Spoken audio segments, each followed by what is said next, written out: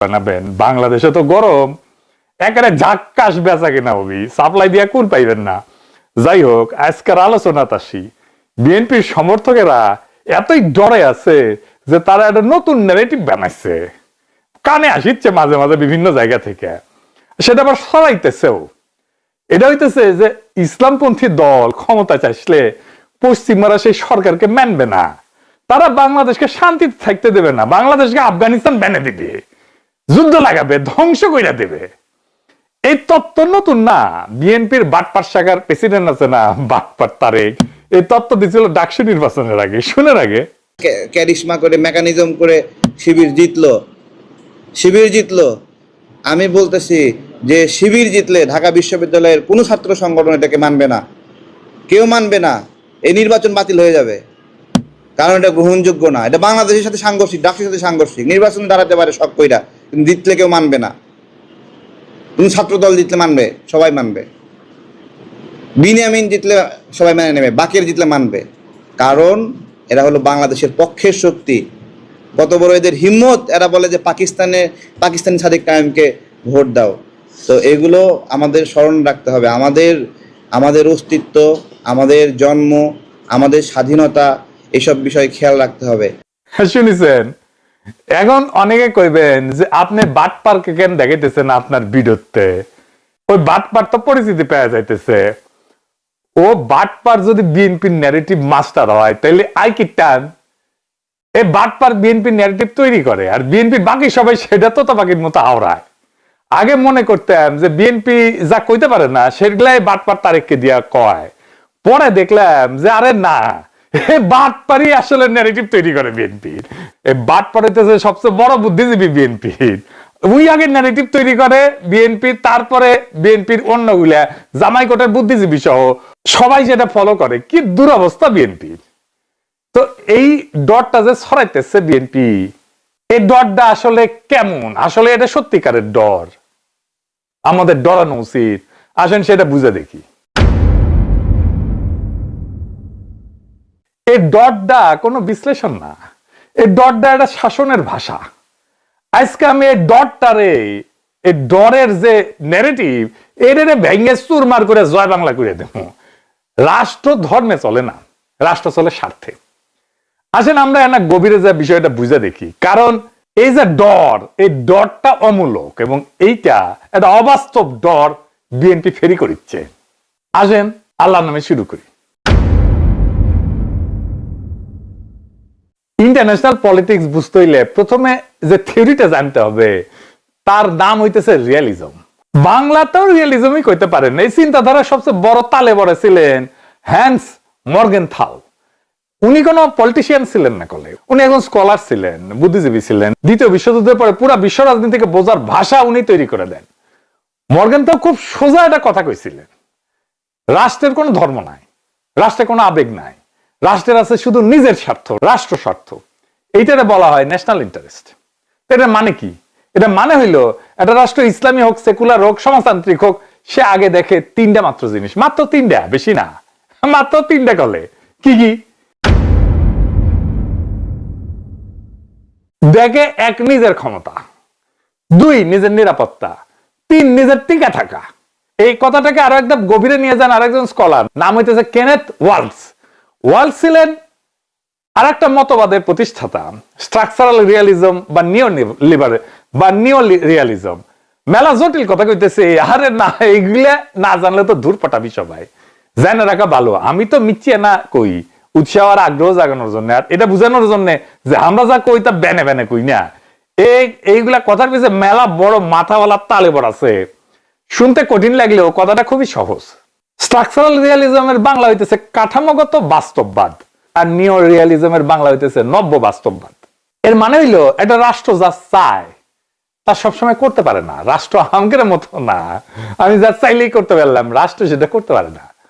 আমি চাইলে যা ইচ্ছা তাই করতে পারবো না। আমি চাইলে করতে পারবো না যে আমরা সামরিক খাতে খরচ কমাবো, অস্ত্র কিনবো না। বামপন্থীরা কয় এই কথা, কিন্তু দেখেন ইন্ডিয়া চাইলে আন্তর্জাতিক নদীর পানি বন্ধ করে দিতে পারে, আন্তর্জাতিক আইন উপেক্ষা করে দেয়। কারণ আন্তর্জাতিক আইন কোন সার্বভৌম পুলিশ না, আইন না মানলে কোনো শাস্তি নাই। আইন আছে কিন্তু শাস্তি দেওয়ার ক্ষমতাই নাই। উজানে যে শক্তি তার হাতে সুইচ। আর শক্তির অসমতা আছেই, শক্তির অসমতা যেখানে একতরফা সেখানে আইন নৈতিক উপদেশে পরিণত হয়। এই বাস্তবতায় আমাদের বুঝায় দেয় আন্তর্জাতিক রাজনীতি ইচ্ছার জায়গা না, এটা কাঠামোর জায়গা, ফ্রেমের জায়গা। আন্তর্জাতিক শক্তির কাঠামো, ডলার আছে, অস্ত্র আছে, বাজার আছে, জোট আছে। এই কাঠামোই ঠিক করে দেয় রাষ্ট্র কি করতে পারবে আর কি করতে পারবে না। আপনি এমন একটা খেলায় নামেননি যেখানে নিয়ম নিয়ে দর কষাকষি করা যাবে। আপনি ঢুকিয়েছেন এমন এক খেলায় যেখানে নিয়ম লেখা আছে আগেই। এখানে প্রশ্ন থাকে না আপনি মানবেন কি মানবেন না, প্রশ্ন থাকে না মানলে আপনি টিকবেন কিনা। এই কারণে বহু ইসলামী রাষ্ট্র পশ্চিমের সাথে থাকে, ভালোবাসায় না, ধর্মের কারণেও না, নৈতিক বিশ্বাসের জন্যও না। কাঠামোর বাইরে দাঁড়ালে যে অর্থনৈতিক, সামরিক আর কূটনৈতিক শাস্তি আসে সেটা বহন করার ক্ষমতা না থাকার কারণে। এটাই কাঠামোগত বাস্তববাদ। বুঝেছাও? এইখানে কেউ কালে বিশ্বাসঘাতক না, কেউ আদর্শচ্যুতও না। এখানে শুধু একটাই প্রশ্ন কাজ করে, কে টিকবে বা কে ভেঙে পড়বে। আন্তর্জাতিক রাজনীতিতে রাষ্ট্র সিদ্ধান্ত নেয় না, রাষ্ট্র সিদ্ধান্ত মাইনা নেয়। এই কারণেই অনেক ইসলামী রাষ্ট্র পশ্চিমের সাথে বরাবর থাকে, অ্যালাইন থাকে, ভালোবাসায় না, ধর্মের কারণে না, কাঠামোর চাপে থাকে। আর যে শুধু ইসলামী দেশগুলো, মুসলিম দেশগুলো ইসলামপন্থীরা চাপে থাকে তা কলে না। ধরেন চিলি, ভেনিজুয়েলা, কিউবা বা ইউক্রেন। চিলির জন্য কি অপরাধ ছিল? অপরাধ ছিল নিজের সিদ্ধান্ত নিজে নেওয়া। এটা ল্যাটিন আমেরিকার দেশ, 1970-এর দশকে গণতান্ত্রিক ভাবে নির্বাচিত সমাজতান্ত্রিক সরকার ছিল, সালভাদর আয়েন্দে নাম। এই সরকার আমেরিকার বিরুদ্ধে কোনো ধর্মীয় যুদ্ধ ঘোষণা করেনি। তারা শুধু বলছিল আমাদের অর্থনীতি, আমাদের খনিজ সম্পদ, আমাদের নীতি আমরা নিজেরা ঠিক করব। আজাদি, এই সিদ্ধান্তের নামই সার্বভৌমত্ব, মানে নিজের ভাগ্য নিজে নির্ধারণ করার অধিকার। ফলাফল কি হইল? সামরিক অভ্যুত্থান করাইলো সিআইএ কে দিয়ে আমেরিকা, দীর্ঘ স্বৈর শাসন হইল, হাজার হাজার মানুষ গুম হইল, হত্যা হইল। ধর্মের জন্য তো না, এটা ছিল নিজের সিদ্ধান্ত নিজে নেওয়ার শাস্তি। এইভাবে চিলি আমাদের শেখায় আজাদি চাইলে দাম দিতে হয়। ইউক্রেনে যুদ্ধের কারণ কি? ধর্ম তো না, নিয়ন্ত্রণ। ইউক্রেন আর রাশিয়া দুই দেশই তো খ্রিস্টান ঐতিহ্যের, একই দেশের অংশ ছিল দুইটাই। কিছুদিন আগেও ভাষা, সংস্কৃতি, ইতিহাস অনেক জায়গায় কাছাকাছি, নিজেদের মধ্যে বিয়ে শাদী হয়। তাহলে যুদ্ধ কেন? কারণ ইউক্রেন বলছিল আমাদের নিজেদের ভবিষ্যৎ আমরা নিজেরা ঠিক করব, কার ছায়া থাকবো সেটা আমরাই ঠিক করবো, আমরা ন্যাটোতে যোগ দিব, আর যুদ্ধ শুরু।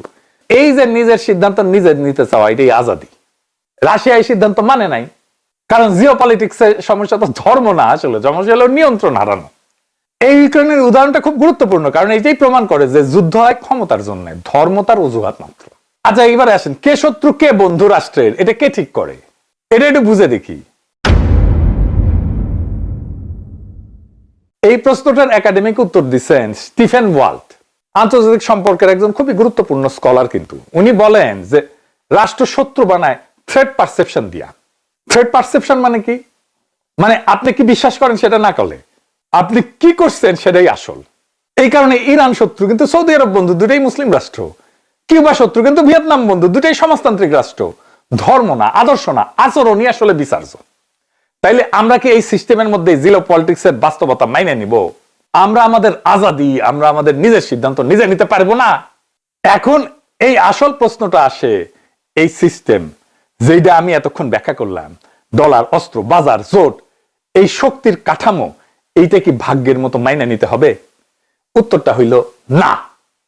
বড় কইরা লিখে দেন এডিটর সাহেব, না, এটা সাউন্ড দিবেন।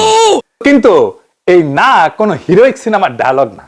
এই যে ইনকা, আমি বিশ্বাস করি না, আমি বিশ্বাস করি না। এই না আসে বুদ্ধি, কৌশল আর ধৈর্য থেকে। আজাদি মানে এই না যে আপনি কাঠামো ভেঙে ফেলবেন। আজাদি মানে হইল কাঠামোর ভেতরে নিজের জায়গা শক্ত করবেন। আন্তর্জাতিক রাজনীতিতে শক্তি মানে শুধু ট্যাঙ্ক না, শক্তি মানে নির্ভরতা কমানো, শক্তি মানে বিকল্প তৈরি করা, শক্তি মানে নিজেকে অপরিহার্য কইরা তোলা। আমি খুব স্পষ্ট করে একটা বাস্তব কৌশল বলি, দেখেন কিভাবে আমরা এই শক্তিটা অর্জন করতে পারবো, মানে আজাদি। আসেন সেগুলো দেখি। 1 নাম্বার, একতরফা নির্ভরতা ভাঙা, মানে ডিপেন্ডেন্সি ব্রেক করা। যে রাষ্ট্র একটাই শক্তির উপরে ঝুলে থাকে সে আজাদ না, সে জিম্মি। বাংলাদেশের আজাদির প্রথম শর্ত হইল এক দেশ, এক বাজার, এক জোটের উপরে জীবন মরণ নির্ভরতা কমানো। এটা আদর্শ না, এটা সার্ভাইভাল স্ট্র্যাটেজি। আপনি ইউরোপে রপ্তানি করবেন, আপনি এশিয়াতে করবেন, আপনি আমেরিকার সাথে থাকবেন, আপনি মধ্যপ্রাচ্যে থাকবেন, আপনি আফ্রিকায় থাকবেন, আপনি ল্যাটিন আমেরিকায় থাকবেন, সব রাষ্ট্রের সাথে আপনি বন্ধুত্ব থাকবে, দেয়া নেয়া থাকবে, বাণিজ্য থাকবে। যে রাষ্ট্রে বিকল্প আছে তার সাথে কেউ হুমকির ভাষায় কথা বলে না। 2 নাম্বার, সামরিক শক্তি না, কৌশলগত খরচ বাড়ানো। আমরা তো সুপার পাওয়ার হইতে পারবো না, এই স্বপ্ন তো আমাদের নাই, কিন্তু আমাদের রাষ্ট্রের নিরাপত্তা লাগবে। আমরা এমন একটা রাষ্ট্র হইতে পারি যাকে আঘাত করলে খরচা বেশি পড়ে, কাফারা বেশি দিতে হয়, সরাসরি যুদ্ধ না। ধরেন আমাদের সাইবার সক্ষমতা যদি আমরা বাড়াই, আঞ্চলিক স্থিতিশীলতা এবং শান্তির জন্য যদি আমরা প্রয়োজনীয় ভূমিকা রাখি, তাইলে আমাদের অপরিহার্যতা বাড়বে। এগুলো দিয়ে রাষ্ট্র নিজের দাম বাড়ায়। আমি অনেক আগে থেকে কইতেছি বাংলাদেশ সেনাবাহিনীর একটা সাইবার ব্রিগেড করেন। ওয়াকারানন্দ প্রভুপাদ আছে, কেমনে দুর্বৃত্ত জেনারেলদের সুরক্ষা দেওয়া যায়, কেমনে বাংলাদেশের নিরাপত্তা বৃদ্ধি করা যায়, তার কোনো চিন্তা নাই। আমাদের একটা নিরাপত্তা উপদেষ্টা আছে, এই নিয়ে স্যাট আছে কিনা কে জানে, আল্লাহ জানে। নিরাপত্তার ব্যাপারে সবচেয়ে যেটা গুরুত্বপূর্ণ প্রশ্ন সেটা কিন্তু এটা না যে আপনি নৈতিক কিনা, আপনি ঠিকঠাক কাজ করতেছেন কিনা। প্রশ্নটা হইতেছে আপনাকে যদি অস্থিতিশীল করে, আপনাকে যদি কেউ আক্রমণ করে, আপনাকে যদি কেউ আঘাত করে, তাইলে ওর ক্ষতি কত যে আঘাতটা করবে, বুঝে চাও? এইটারে করে ডেটারেন্ট। আমারে তুমি গলা পর্যন্ত ডুবাইতে পারবা, আমি মানি, কিন্তু তোমারে আমি কোমর পর্যন্ত নামাইতে পারবো, এইটা যদি বুঝে যায় তাহলে আমার কাছে আসবে না। 3 নাম্বার হইতেছে আভ্যন্তরীণ ইনসাফ। এইটা হইতেছে আন্তর্জাতিক ঢাল, সবচেয়ে গুরুত্বপূর্ণ। যে রাষ্ট্র নিজের নাগরিককে চাপে রাখে তার উপরে চাপ দিতে বাইরের শক্তির কষ্ট লাগে না। ইরানে দেখতেছেন না, ট্রাম্প এখন হুমকি দিতেছে। এই পরিস্থিতি হইতো না যদি না তার ইরানের নিজের নাগরিকেরাই নিজের সরকারের উপরে বিলা হইতো। যেই রাষ্ট্রে নাগরিকেরা রাষ্ট্রকে নিজের মনে করে, সেই রাষ্ট্র ভাঙতে গেলে পরাশক্তিরাও দ্বিধায় পড়ে। ইনসাফ কি শুধু নৈতিক বিষয় না, ইনসাফ হইল জিওপলিটিক্যাল অ্যাসেট। 4 নাম্বার হইতেছে ন্যারেটিভের যুদ্ধে জেতা। আন্তর্জাতিক রাজনীতিতে যে আগে নিজের গল্প বলে সে অনেক আগে অর্ধেক যুদ্ধ জিতে যায়। বাংলাদেশের এলিট মুসলমানদের দেখলে মনে হয়, ওরা মনে করে যে আমরা মুসলমান, এটা আমাদের বিপদ, আরে সর্বনাশ। এটা তো আমাদের ন্যারেটিভ না, এটা বাংলাদেশের ন্যারেটিভ না, এই ন্যারেটিভ আমাদের শত্রুর ন্যারেটিভ। আমাদের ন্যারেটিভ হইলো আমরা একটা নাগরিক রাষ্ট্র, সেখানে ধর্ম বিশ্বাস ব্যক্তিগত, আর রাষ্ট্রের সিদ্ধান্ত আসে জনগণের ইনসাফ থেকে। এই ভাষা ওয়াশিংটন বোঝে, ব্রাসেলস বোঝে, বেইজিং বোঝে, ইন্ডিয়াও বুঝবে, কারণ রাষ্ট্র কথা বলে স্বার্থের ভাষায়। তাই শেষ কথা, আমরা এই সিস্টেম মাইনা নিতে বাধ্য। এই কথাটা অর্ধেক সত্য। পুরা সত্যটা হইলো আমরা বোকা হইলে মাইনা নিতে বাধ্য, আর বুদ্ধিমান হইলে এই সিস্টেমের ভেতরে মাথা উঁচু করে আজাদি নিশ্চিত করতে পারবো। তাই বুদ্ধিমান হন, ঠিক কাজটা করুন। স্কলাররা আমাদের শিখাইছেন যে রাষ্ট্র আবেগে চলে না। স্কলাররা আমাদের এটাও দেখাইছেন যারা কাঠামো চাপ দেয় কিন্তু সিদ্ধান্তের জায়গা রেখে দেয়। সিরিয়া আমাদের সতর্ক করে, ইউক্রেন আমাদের সাবধান করে, আর বাংলাদেশ আমাদেরকে শেখায় ইনসাফ ছাড়া আজাদি নাই, আর আজাদি ছাড়া সম্মান নাই। বিদেশি রাষ্ট্র আমাদের আজাদি দেবে না, কিন্তু নিতে বাধাও দিতে পারবে না, যদি আমরা নিজেরাই নিজেদের প্রতি ইনসাফ করি। এটাই আসল লড়াই, এটাই আসল আজাদি। আজাদি মানেটা আসলে কি? আজাদি কোনো বিমূর্ত শব্দ না, আজাদি কোনো পতাকার নাম না, আজাদি কোনো সরকার বদলের স্লোগানও না। আজাদি মানে আমার জাগতিক জীবনে আমার নিজের স্বাধীন অস্তিত্ব। আমাকে কারো ইচ্ছায় জীবন চালাইতে হবে না, আমাকে কারো শঙ্কায় জীবন সাজাতে হবে না, আমাকে নিরাপত্তার জন্য প্রতিদিন শঙ্কিত থাকতে হবে না, আমাকে অনিশ্চয়তা তাড়া করবে না, আমাকে সম্মান বা মর্যাদা নিয়ে দুশ্চিন্তা করতে হবে না, আমাকে আমার রাষ্ট্র আমার পূর্ণ সম্ভাবনায় বিকশিত হইতে দেবে। আমি যা হইতে চাই সেটা আমাকে হওয়ার রাস্তা খুলে দেবে রাষ্ট্র। এটাই আজাদি। আজাদি আসে কোথায় থেকে? ওয়াশিংটন থেকে না, মস্কো থেকে না, বেজিং থেকে না, ইন্ডিয়া থেকে না। আজাদি আসে ইনসাফ থেকে। ইনসাফ মানে আইন সবার জন্য এক, ক্ষমতা কারো ঢাল না, রাষ্ট্র নাগরিকের শত্রু না। ইনসাফ ছাড়া আজাদি মানে নৈরাজ্য, আজাদি ছাড়া ইনসাফ মানে কাগজের কথা শুধু কালি।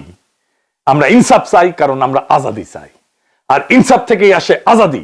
এই দাবি কোনো ইসলামপন্থী দাবি না, এই দাবি কোনো সেকুলার পন্থীও দাবি না, এই দাবি মানুষের দাবি।